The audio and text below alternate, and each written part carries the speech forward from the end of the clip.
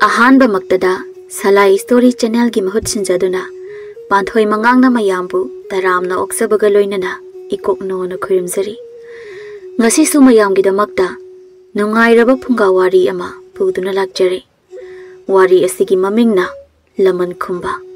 Wari asibu ibirakbana, Roshni Chanu. Hausing mayam gi mafamda, wari asi khudol tamzari, mayam punna, taminarasi.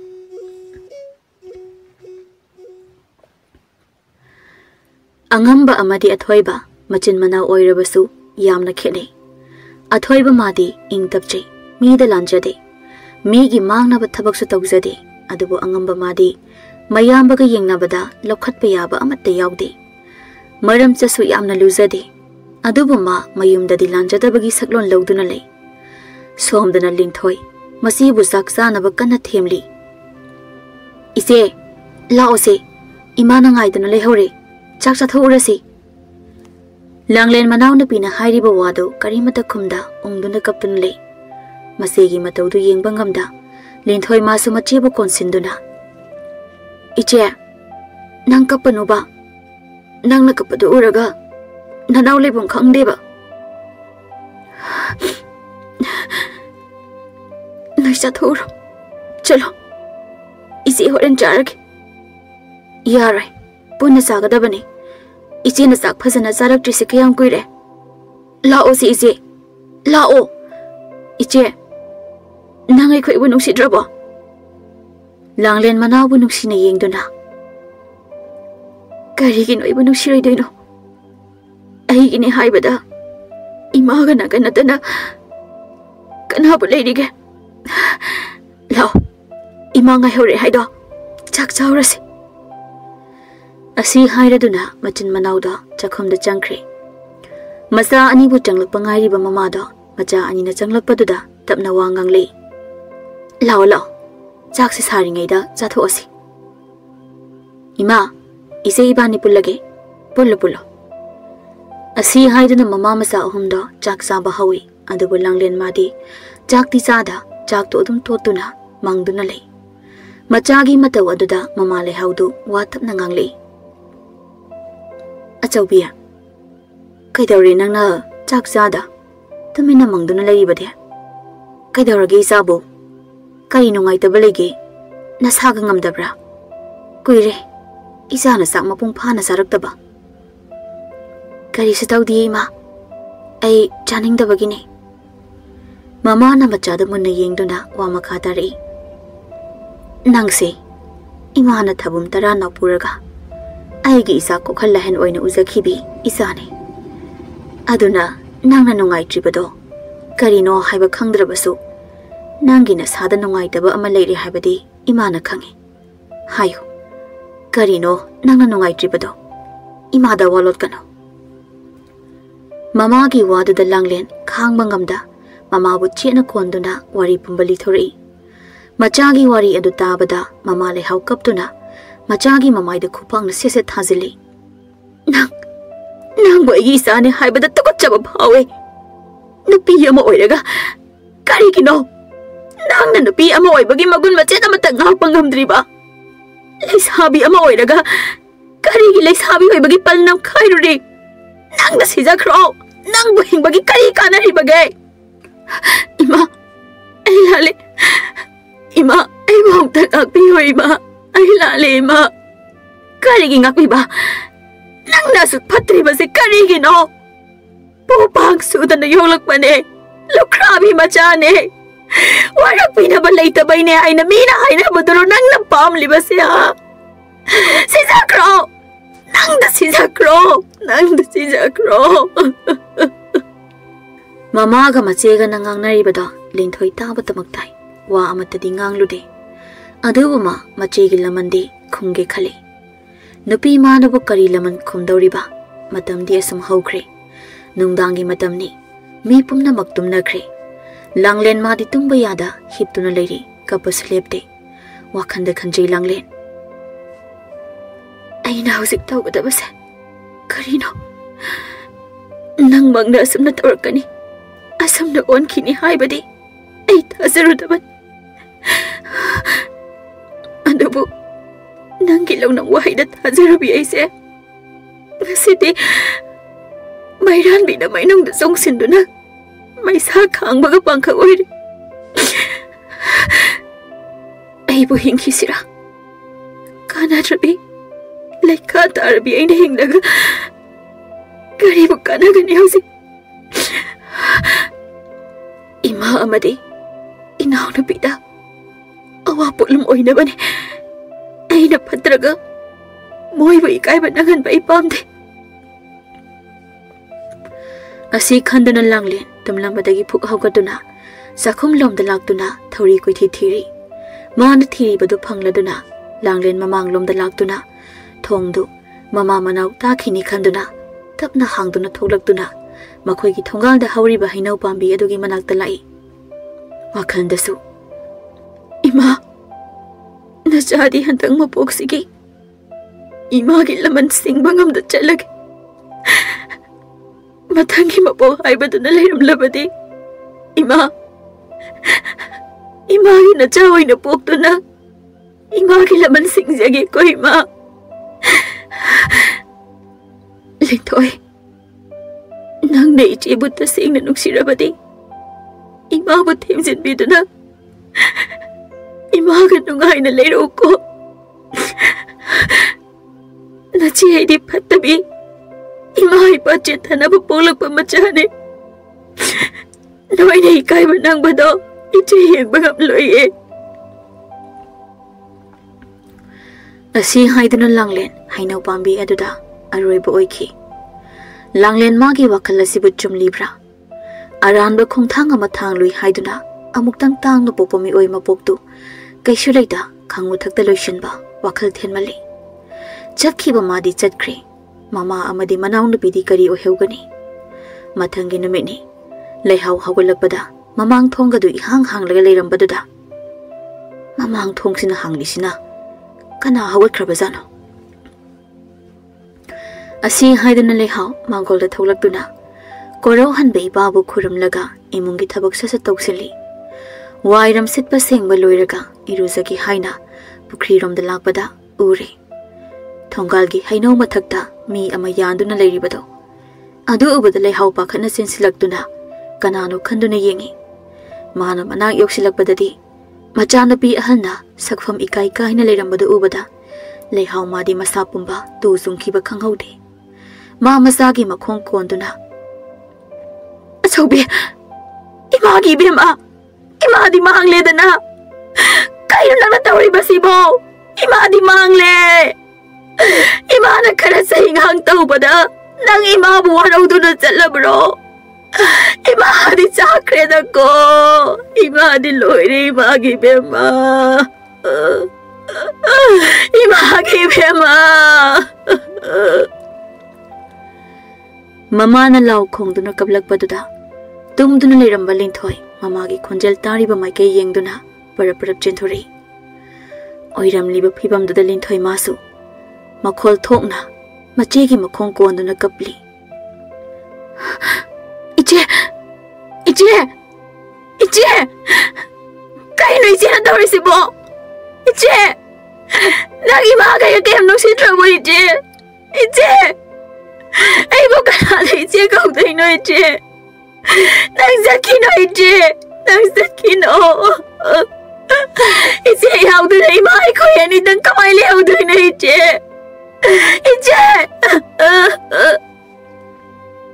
Mama macha anina law khongdo na kapado tabada Laikay mi sing susin sinaragle Oiram liba pibam duda Laikay gi mi wangang na bikara na hainay Tato na Handak di moy langlena se dana yam leibani masi su hekta kapaga leiramni ai khoi di yum lona raga leibani na loina uyeba ngarang su mama masa khatnari ra kaidari no khangdi wa yam kanna ngangna khiba tai haibina adoi je mama masa nge hakhana bagi bu sumaina tawusidi masu wakhal yawmandina ta thona khangde bema ngarang mama na ne sikro na ne yamna lawkhibani as isia isa isu warakpadabu adugumba wa sisna ba hongnadida adune aduna han makhaidi mogi mama masa ahumsi wa phau kanna ngangnadabani haiba khangdreda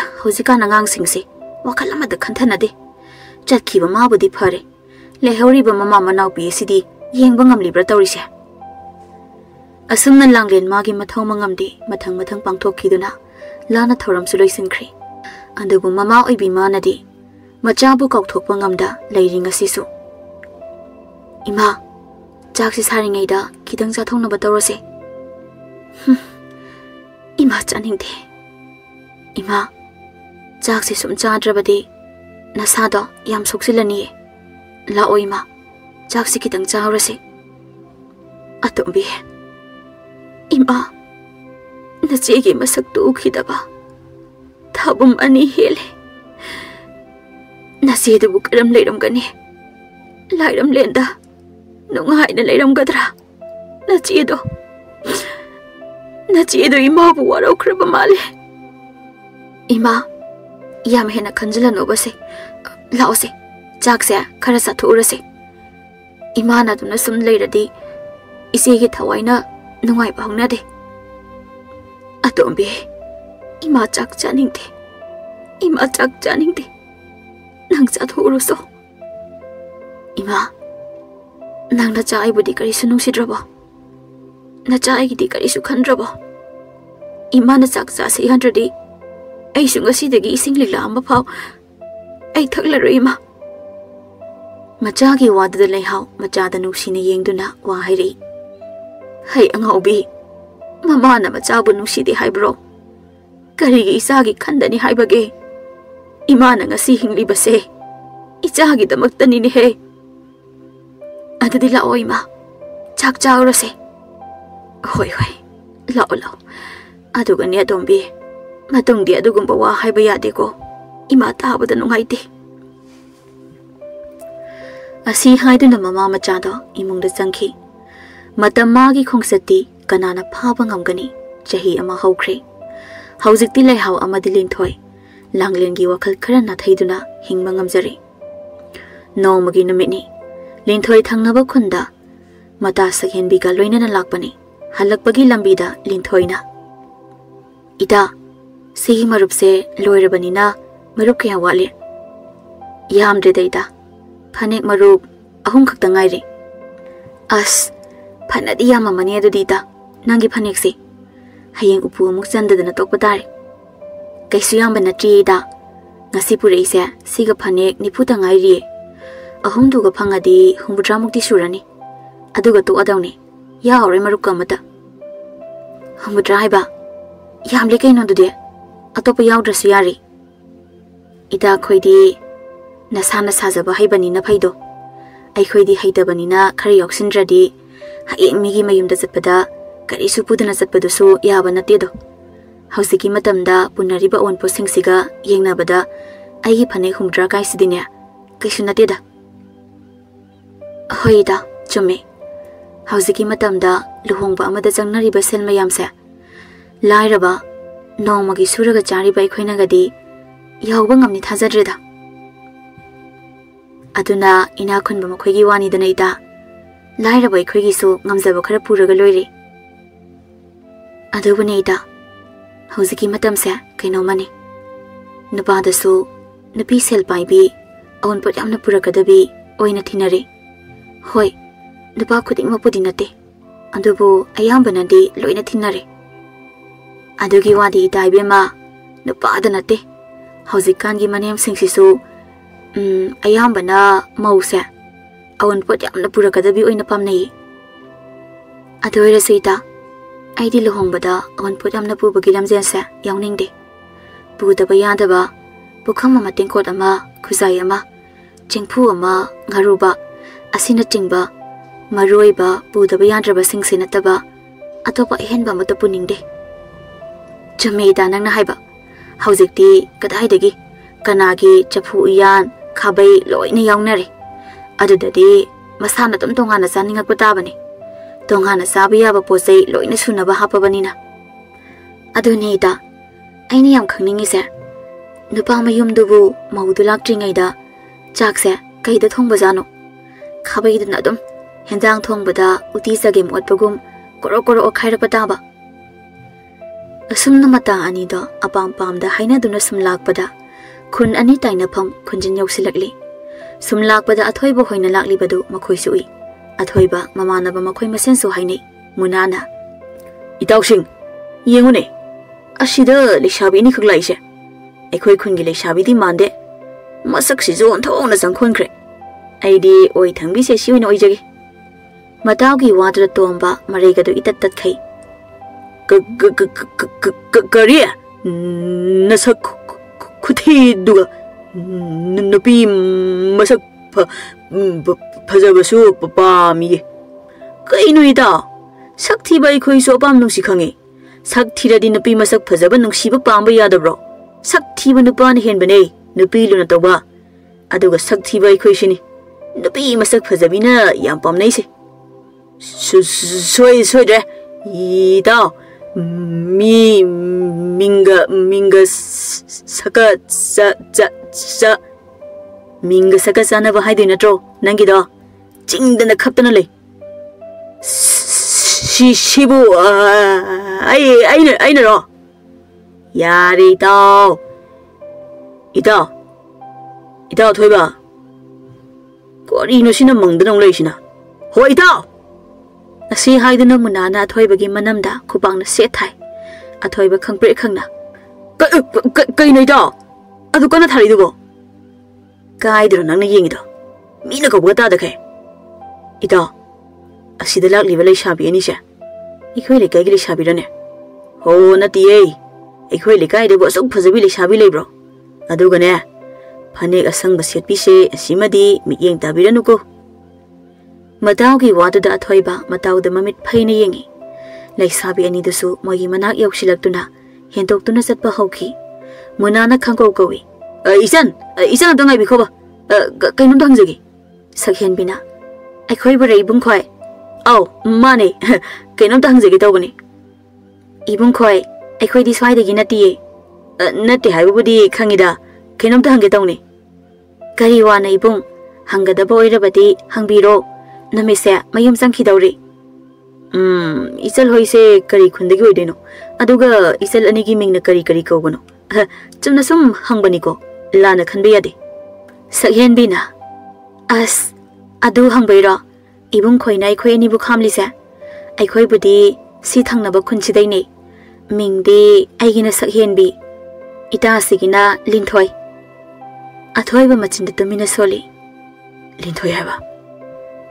Makhol thokna mo hairi.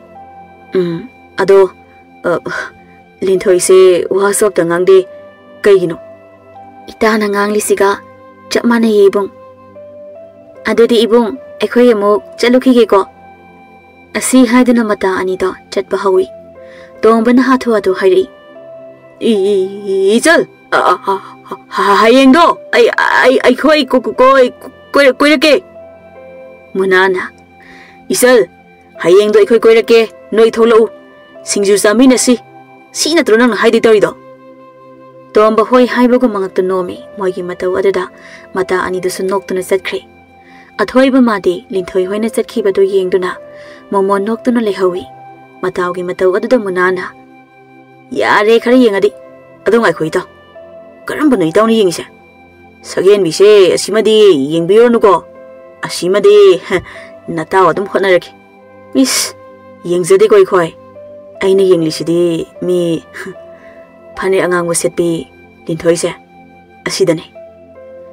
Asi haiduna mata ahumda chatkre. Athouba mayumgi thongal janglei sumang yorapada mama ibe panchawi don hektan lakthari. Oh handi hanbirakle.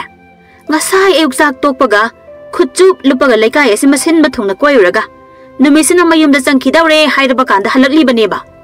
As kari noima halakpada mangol phawkadri lawai sidagi hekta lakthari sibu. Lawai du da lakthadana ba thabak tawro. As kaidau haino aibo yumda laire yumda ta layena che. Itaw khoi khara chatlasu chatli da hai. Aibu kaidau haiba noima. Nangna tawdoi siro nupi thiba nupi ama purak laga luhongba sini nangna tawdoi si nate Nangbu nasagi sahiga sibo amata khangjadrabo. Nangsi haujikse pakhang ariba haibado oiraktawrabani. Ani thibida chahi 13 makhai suraklaba. Aina harisini. Hantaki sahi sida nang nupi ama purakadabani. Aduga luhongadaba. Karigumba nangna purakloi hairagana. Aina ikhuchabi imaw ama thiraga luhongadoiba. Mamagi wadada Athouba nahan makai oirabadi sauraklagadabani. Adubu ma ngasidi nokmi. Ima, kuiraroi. Yumsida imagisu namaw laktoba. Ha! Kariya? Kuiraroiya? Nangi sibu ay saudana themliba kaidoro. Nagun chap chana khangba mini nangko nang ay sinangbu hek poklibi namani ko. Ay ngonda wasay nganganu. Handak sahi sigi manungda napi pusilaktrabadine. Ay di imaw tiba saladong ni haribasini ko. As, ima, wasoy na tiba. Aseng bay niba. Nasidi nasana pamzabi. Sakta suda watabi. Kusiyam yauda ningdu yairibi shamlang. Ngaktak tawbi chinbal. Ngaktak tawbi chinbal donaga tapli wang hairapa. Mit nanokpa magi mino. Machagi matawada chawbiton magi macha asibu laiga ongnaraba sala khanduna machada mamit laukthokduna yenglei. Adubu Athouba madi ikaibaga khangda mamada wari liri. Amaksu makha tari. Thambal lainabu ngamjabi. Tarau pangliba magi mamit ani. Tumtak tawbi naton macha. Jengtak tawbi khwangduda angangba machuda. Lei machuna fizin yekpa phanek ama setuna. Nokmi mataroi amaga lakpadudi. As. Ima. Hai kanade. Kupa zamane. Changdam da fam leiti. Machagi wadada chawbiton ngakna. Ibungo. Nangbu ngasisibu laiga ongnaraklabra. Kari no nangna ngangi mayamdubo. Nangna sabu khangjaribro. Os aikhoi mo asidi. Ho ima. Palem nungsibi. Ima na yamna pamjaba namawdo. Handak chahi sida puraklage haiba. Asi hairamdana Athouba. Mamagi mamaida siklamduna imungda sangki. Chawbiton madi machana hairamliba wadada amuksu harau. Amuksu machagi wahai mayamdada karino khanduna sum lehawi. Matamna sum chatkibana mathang numiki nungthildani. Mata ahum amadi mata anido singzuyonbi abok thoinogi potphamda phamli. Tumin wa hudofam khangda leirambadu tombana asikpadu thugairi. Karino sanaba sina mangda thamlaga kayam koina manglaga laige haino sa se tombana adum na hairakpadada mayamda tumin chaba haunai sakhenbina. Ibung khoigi mingdi kari kauge. Ngarang su hathu tawbada ibung khoigi ming hangba kaure. Aigina sakta suda landa thumda wataba munan. Aduga ikhoi daw khap chingbasina tomba. Aduga ikhoi som idaw sak phajaba lemjabasina Athouba. Munana Athoibagi ming hairakpadada linthoi. Ngasai makai tumina leirambado Athoibada phat yenglei. Aduga mabukta akhaba minok ama noktuna Athoibada onsinduna. Ibung Athouba hoidi isli inaw kayano? Ani ne isa. O ibung na kaya subano? Ay na hanne. Ado isalin thoy. Aywa amadi sumhaijaning bane. Hayo kayno ibung. Wa fawakan nangangjadabi matagi matawduda. Sakhen bimadi karino khanduna matada ngakna yingduna lei. Athouba na tapna. Isal. Hekta haire haidana. Aibui kai khangdabani hainadi khanbigano. Ngarang ta thengna boirabasu. Ai isalbu nungsiure. Isangi khangnaba leitrabadi aina haibasi yabiyo. Athoibagi wadada linthoi mabukningda maron loli adubu mana loliba maron adudi ma masanatana kanana khangani. Linthoi tapna khumlei. Aigisu khangnaba leiti ibung. Adudi yare haina khanjarage ko. Hoi bung. Sakhen bi ma ding asigi mata gi matau se ingak tangak pa haidu oi khiduna. Wa ngang ni haiba phau kaw khri. Nongdang gi matam ni. Linthoi mama le hauga wari sari. Ima. Ai se nungsibra. Karino angau bia. Mama na masabu nungsidi haibro. Ima. Ngasidi ai yamna harawe. Ai na matam kuina dagi ngai jarakpada. Soidana ningba thunglani ma. Karino ne isa na ningjari babo. Laman khumba. Ai gi mara leijadabi. Icham cham jabi.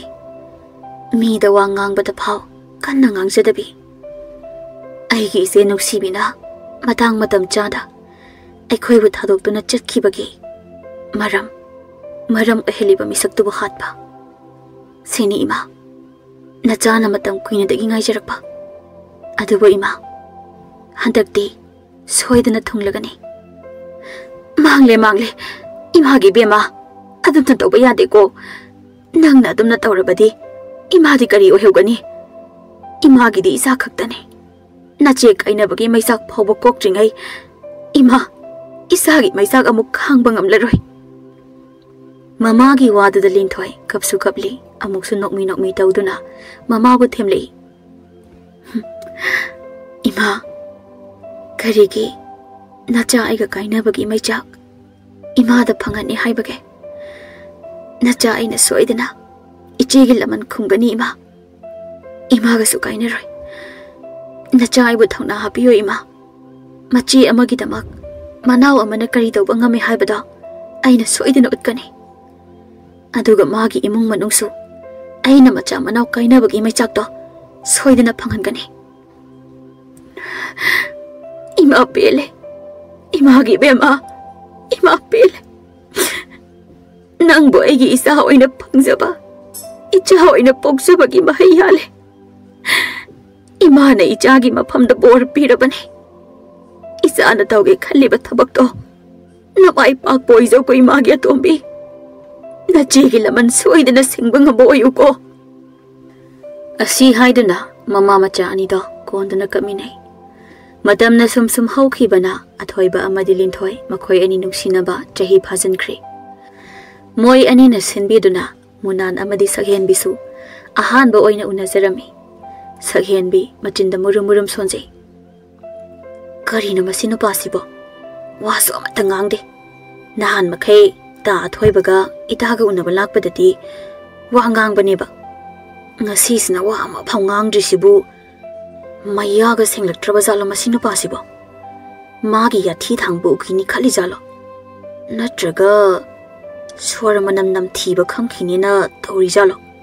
Somdadi munan madi mana nungsijabi pamjabi aduna magi manakta phambadada mihungada dang songjari poni. Imu mugai ithi gai ikai ni sadana mamina amada makhuna amada hauri bana pisingda mama dana sum phoirakpada karino khangdaba pet lauba amada tap hek pairi. Karino khanduna makhutuda yengjei. Mana yenglubadadi huithi oiraga leirambadada khanglaw hekta lauri. As phajadre sidia. Nupi unaba lakprabu huithi metpa lakpa cha manare aidiba. Munangi matongduda sakhenbi khangbangam da phak nokthori. Nokna wasungangli. Ta munandi aiga unabagi ikai ko khangbada huithi do oina khanglaboira. Ai dinga maroida ai sireda. Horen yumda laga chak sabada khutto hamurano.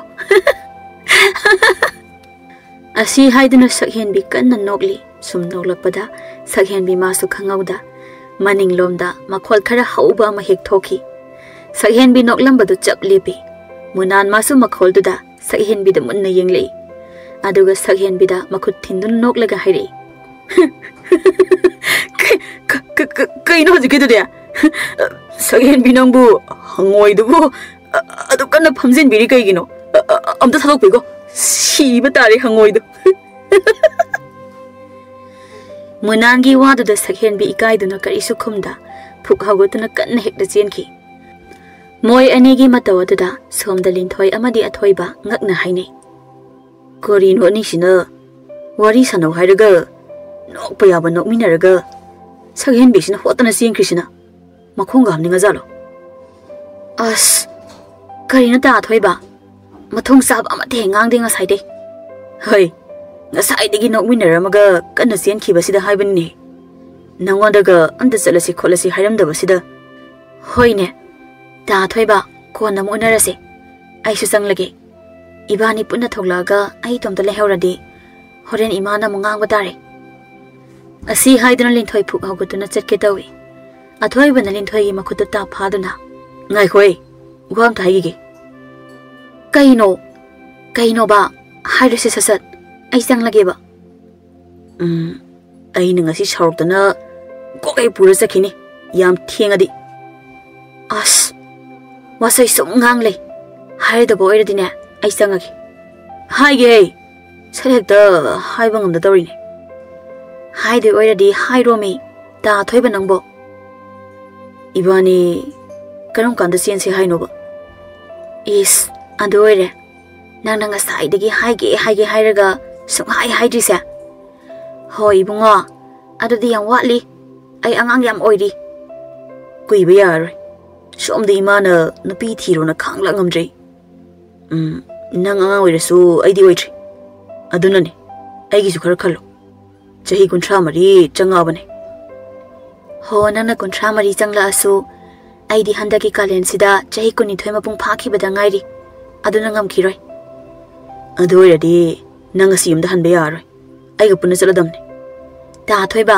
wathi tongnugo ai sen jongba pamde lohong se hairadi ahan oina tharo to aduni dana nasaina du haiwadro linthoi athoi bada munna yengduna ado ta thoiba aibu ta thoiba hoigi ima pa bana mama oiba pamgadrane aidi pu pangsu sude imai chakhakta leijabane aduga hausik matamgi lohongba amada punariba on posting sidi aigi ima lukhrabi adunadi hapa sungamloi ta thoiba hoigi ima pa bana aibu kaisu mama oiba pamloi linthoi gi wand da thoiba linthoi bu nungsina yengduna linthoi gi makhut animak paisin biduna linthoi bu themjelei hei angobi sono zubi kaina nang ngangi miyam dubo ai gi ma pa badana adumba kari mata leiti moi gi di moi bu apokpa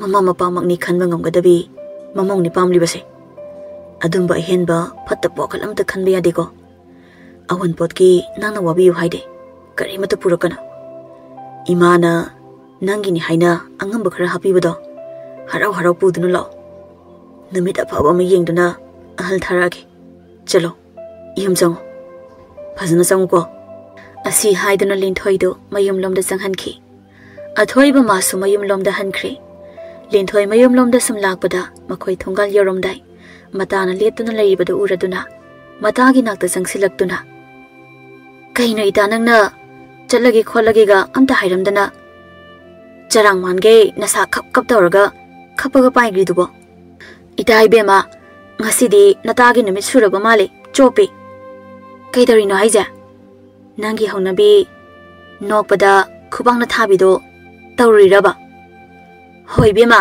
adu boi phai adu dei hen bani tawri se adu kaino haibadi aidana ho adu bro si hairaga sakhenbi ngasagi wari daliri linthoi madi matagi wandu tabada wantha noktuna matada as ita haibe manang sima adu manang bu kari mata khangaudraba haibani da aibo ngaubiro lae khangangabu thadokidro khanghauda baine nangna khangdi khangdana aidine tamunanga unaba sungam ngamaroi haisini ikaibana sirei he adu bakaidawi haige mina tawna daba thabaklo nang thokhi babu nang adogina tawbasa natana adu era sungam ready ikaiba phachi ko hoju pha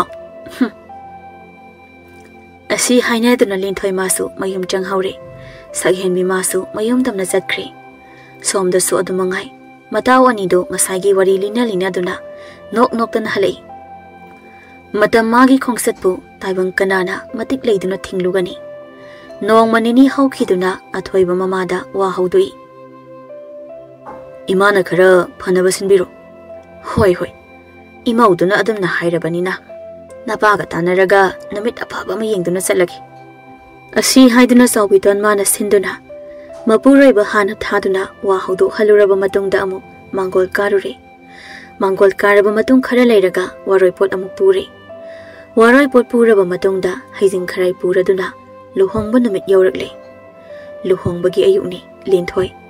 Khwangda phanek mayek naibi thamba laina machu ama setuna. Setliba phanek tuga sanaba phi phurit set chaduna. Pamu magi ngaksamda huksanaba kundo kaubi. Punsi lai pun sakhi oi bilerang mabu ningthi na paring lengba loikre. Lai lengba loiraba matung chak chabagi matamda mama lai hauna masada chak sakhom ama inbiduna. Imana ngasi iliba sak asina. Izagi punsi nungsangba. Wata padaba. Nungai ay paba. Jada nauda santoktuna. Yumdugi yumburi imbi oiduna. Nakuna nim amadi. Napuri bagi seba maton lohom na taubang ngamnabagi. Taunado. Imana pirabani. Linthoi mamabu konduna kapli. Asum na sum laibadi yadabani na Linthoi. Loyumbi amagi matik jaba. Pizet laiting loishinduna laikre. Athouba masu awatba amatta yauda. Loyumba ama oibagi phaizom pungyat. Kuyet na laiting duna. Loyumbi mabu lauba laktuna. Asoi angam yauda luhongba ado loisinkre. Luhong nungan bani Linthoi nganna hogatuna. Thabak loisilaba matung chakhum changduna chak thagali. Mana asumna leiringaida. Athoibagi manaw nupa angamba sanglaktuna. Iteima, kari hinjang thongdino? Khonsianda da Linthoi phat leithori. Aduga mamitu suktuna angambada yenglaktuna khumlei. Nga amaga ironba amaga tauke. O asi haiduna angamba Linthoi manakta sangsinduna yam usittaba minok ama noktuna. Nangso nachidagi tadana fajaine. Nang ai khangamnida. Noina sena matomda sijariba dusu nang maram khangamnida. Khangdabrane. Ay hayo hairo. Sese. Haigise. Si haiduna yamna usittabi matawda wari lirei. Matamda langlenga angambaga aduki matik nungsinay. Adubu langlen madi angambagi matat khangdabana. Angambana mabu nungsibire sadana. Mabu lawbirani khanduna. Thawai haksang pumba kathoki. Tawroidaba thabak asoiba khongthangsu thangki. Maram asina langlen thale bakhi. Adubu angamba madi magi apamba phanglaba matung langlena chelasi haibasu tabida atopa lebakta chattaba yandaba thaba ama leire haijinduna sakhi. Si hek halakbaga chelasi haiduna thiamduna thamki. Langlen madi angamba bu thajaduna ngaizakhi. Andubu thabu mari helaba phauba angamba madi halakhide. Maram asidagi langlen masa matomta thori yanduna sikhibani. Sigi warishini langlena sigadaba numita mama amadi manaw napida wari liramba. Maramba sigini Linthoi na yumsida mau oirakhibasu Laman khumba yanabagidamak.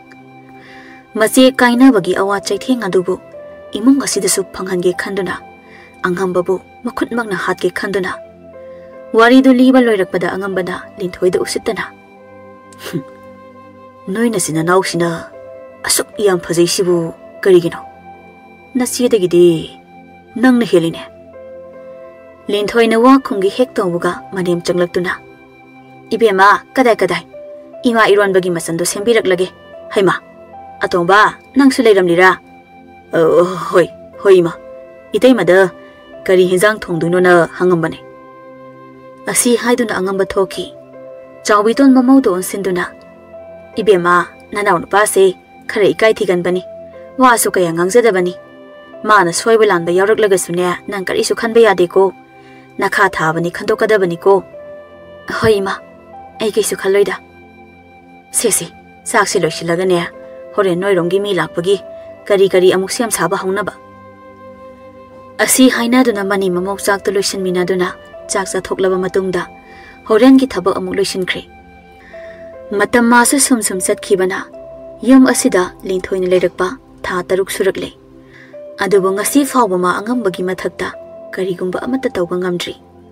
Adubu ma hotnabadi lepte nungdangi matamni Athouba magi nupido onsinduna Tarbo nangbu asom imagi manaktaga amta chatpide imadubu masaga krishu tongdaba jalo khara khara chatpiradi fodongni ai haira nonganbadagi chatlaga numit taraga halakpanina chatpa ngamdre ngasai potpham thokpada aikhoi lekai gi tato lamu thengnai imadi karishu tawdina hai adubu isu amuk tangdi chatkena khanbane aina makoida sauga chatkena tawba ho phari phari adu oiragana handaki gi thabak si loidoba kuidramne si hek loibaga chalase adudi ko hoi se makoida so asi haiduna pothana khre mathangi namitni Athouba thabak chatkre chawidon su khudak tama pamlomda mi ama leitre haina paung lakpadagi chaka sadana chenkhre hauji yum asida lehori ba haibo angambaga Linthoi ga tangaire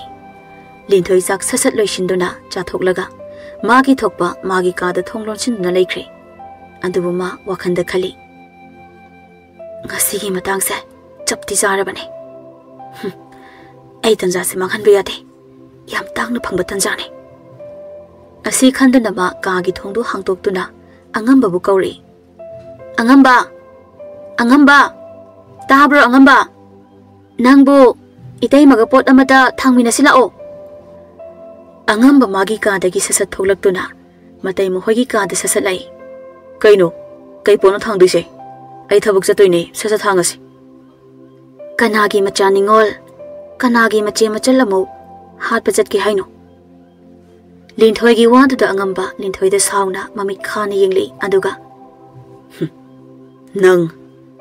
nang bude gi ta sauna lor poi bagi aina kristo bidabane natrabadi nang so angamba kanano khanghalam gadabane Linthoi masu usitana dum khumi khanghalune nang mo kanano amta khangalo asi hainaringai da manem halakpagi makhol tabada Linthoi masada ilamba phido satlang thokhiduna litliba phuritu su khara phat segaiduna masamda su suru naiduna phalaga manau nupa angambagi makhutu ta paiduna mukna basaduna kana kapai kana leibage aibamda kanbiyo kana leibage angamba madi khanghauda Linthoi na taruliba matawduda phana phauba phana oktaba nupa oirabasu ipa pakhana kai leidema iteman tawsibo thadose dema adumna mukna ringai mamauna lawbagi makholdu tabada chawbiton mamogi katamna sensilei ima aibamda kanbiyo ima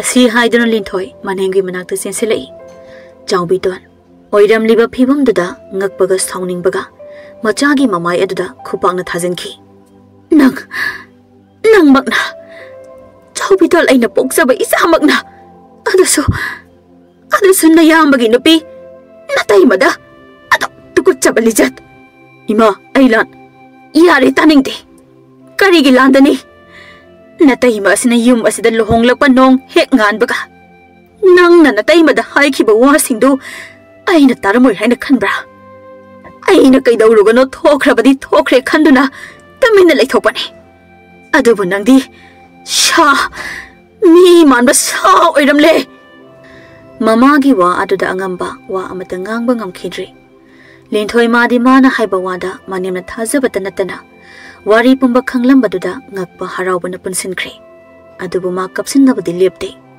matang aduda thabak chatkhiba Athouba su halei oiramliba phibam aduda karino khanduna mamada onsinduna ima kedabu yaurge Linthoi nangna kapiduna kai Linthoi da amu onsinduna hanglakpani Linthoi gi oiramliba phibam dudama manau da amuk yenglei manau gi maram chat khangba mayambani Athouba pakhatna magi nupi gi mapangbom ani du paisinduna kedaroge Linthoi nang kedaroge hayo se nang kedaroge ba makhut aso ai masida leiba gamlaroi sa leiba yumsida ai leiba gamlaroi ai na di ma boy puroi bagi manau le khanduna iyam kage inau kumna noksiraga mana di aibu matai ma amane khandu ngamdaba tukase asuk lamchat modba asuk lam chat lu da ba ma le ba di ai yam si da lai ba ngam ro ma tan tho ki gi ai bra ai chat khoi bra moi da chau ma na maram oi ra ga ne ai gi che na tai bang pa tha do ki ba chau Machana lala bani na chawi ton masu mamong da wangang bangam da kaptuna nangsu napa ok ta badugi machani haibada matik chapchai chat krosalo nangsu yom sida laibira no yom se ok ta bano gi laipam natti e athoi ba sauna manau gi mamai da khupang na thajin ki ba khangaude nang makna igi irem khang nang makna Adusu, nayamba ina lauriba, natai masida tuk chaba. Tabada hangoiba power ba tabak. Chakro chalo. Ngasi aba namisida ginang amuk hana yumsida khumban phawa tarakana. Chakro chalo. Chawitan masagi makuto soro chingduna puthokiduna mapalom da puthori aduga machabu inthokduna. Chakro chalo. Nang suyum masida leirano. Napa okta bagi managta layuro salo asi haiduna machabu tan thoki angamba mara leiba mi ama oibana wa amata ngang bangamda mapaga mama atombiga gi managta chatuna leikhi linthoi madi magi ningba thongle khanduna harauna yumsida leihawi sini huran bagi tarani mapugi no mahaibase achumbabu kayam kuina lotuna thamba yagani ai mangai re khanjaruba angamba ngasidi Mama mayambaga kainaduna mama atombigi misai taduna punsi supa laiba tarami lanjadabi linthoi machegi nungshibana ngaurabi linthoi madi mapuroiba amadi manemgagi seba ningthina tawjaduna nungaina leikhi nupibu hanthana yengba nupa khudingmak angambada tariba awabasa taba oisano nupi khudingmak mamani nupi yaudana taibangpal semba yade nupi khudingsu linthoigum thauna fabi oisi Nupi aikhoibu usittaba hanthana yenglakpa nupa khudinga lanthengnaba ngamnaba hotnase nupi aikhoina tauba ngamdaba leite haibase nupa khudingna kaudaba phai